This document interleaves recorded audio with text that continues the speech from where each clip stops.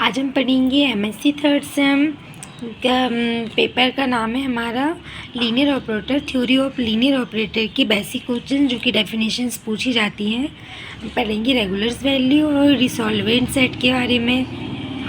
तो सबसे पहले क्या है कि हम let x does not equal to 0 be a complex normal space and t such that dt to x a linear operator with domain dt belong to x।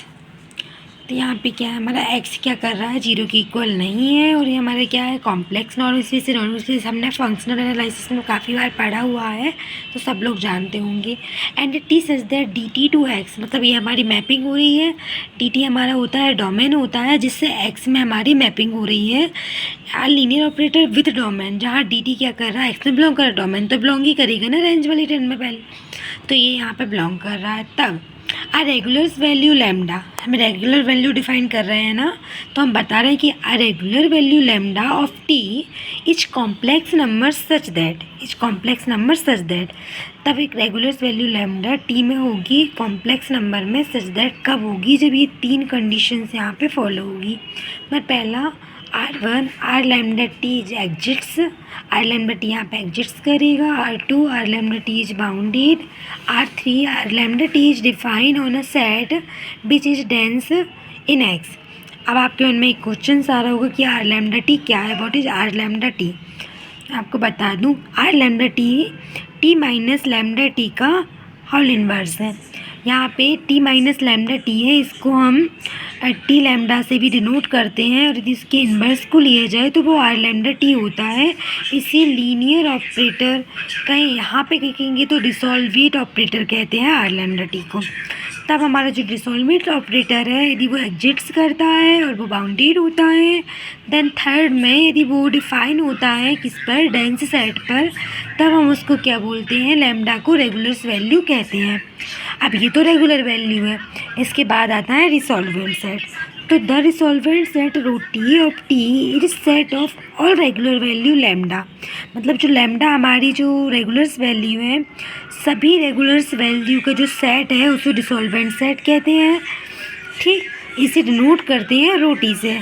तो रोटी is equal to हो जाएगा lambda belong to C such that T minus lambda I invertible और T minus lambda I is bounded, क्योंकि जो condition में बताया गया है ना, आर लैम्डा क्या होता है, ये टी माइनस लैम्डा आई होता है, तो ये बाउंडेड होगा और एग्जिट्स करेगा, मतलब इनवर्जिएबल होगा। ठीक, वेयर लैम्डा इज कॉम्प्लेक्स, हमारा क्या है, कॉम्प्लेक्स नंबर है लैम्डा, और आई हमारा यहाँ पे क्या है, आइडेंटिटी ऑपरेटर है। यदि हमसे रेगुलर्स वैल्यू का पूछा जाता है तो हमें स्टार्टिंग से लेके यहाँ तक लिखना पड़ेगा, बट यदि रिसॉल्वेंट सेट का पूछा जाता है तो हमें सबसे पहले ये बताना पड़ेगा कि रेगुलर्स वैल्यू क्या होती है, फिर उसके बाद बताना पड़ेगा कि रेगुलर्स वैल्यू का जो सेट होता है उसी को रिसॉल्वेंट सेट बोलते हैं। और इसी में एक क्वेश्चन और आता है स्पेक्ट्रम। स्पेक्ट्रम कुछ नहीं, सिर्फ हमने यहाँ तक पढ़ा है कि रिसॉल्वेंट सेट क्या होता है, रो टी है, और यदि रो टी का हम इन्वर्स लेते हैं, कॉम्प्लीमेंट लेते हैं, it's complement row T, sigma T complement लेंगे तो सी में से रो टी को माइनस कर देंगे, C minus rho T in the complex is in C is called the spectrum of T. C क्या बोलेंगे, स्पेक्ट्रम बोलेंगे टी का।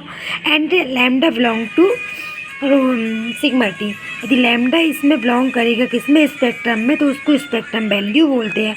रो में बिलोंग कर रहा था तो उसको क्या बोला था, हमने रेगुलर्स वैल्यू बोला था, और स्पेक्ट्रम में बिलोंग कर रहा था तो उस पर स्पेक्ट्रम वैल्यू कहते हैं। यह स्पेक्ट्रम हमारे तीन टाइप के होते हैं, sigma P T, sigma C T, sigma R T.